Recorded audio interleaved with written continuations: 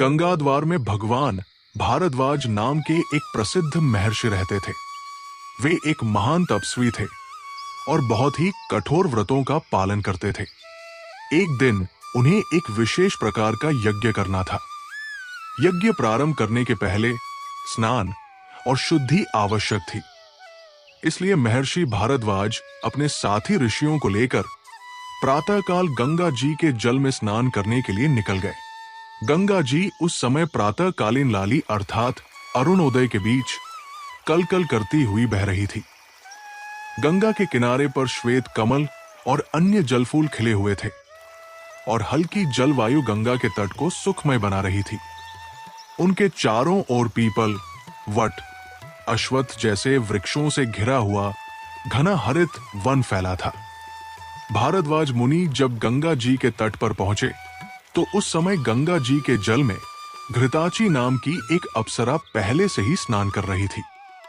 वो अत्यंत सुंदर रूप और यौवन से संपन्न थी। वो जवानी के नशे में मद से उन्मत्त जान पड़ती थी। उसकी चाल में एक स्वाभाविक मादकता थी जो अनायास ही देखने वालों का चित्त आकर्षित कर लेती थी। उसके भीगे केश पीठ पर लहराते हुए सूर्य की किरणों में दमक रहे थे, मानो स्वर्ण जाल बिखर गया हो। उसके भीगे वस्त्र तन से चिपककर उसके शरीर को आकर्षक बना रहे थे।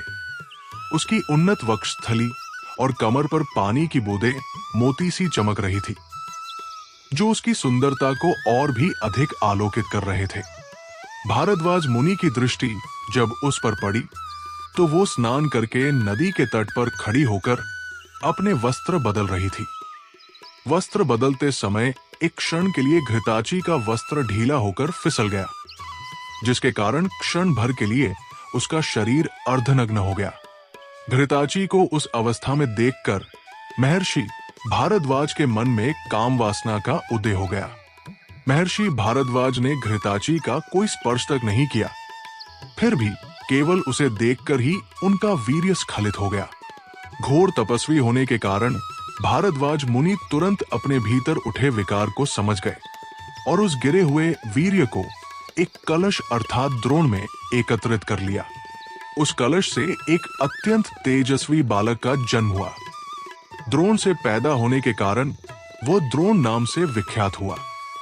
आगे चलकर यही द्रोण द्रोणाचार्य हो गए। भविष्य में द्रोणाचार्य कौरवों तथा पांडवों के गुरु बने और महाभारत के प्रमुख पात्रों में से एक हुए।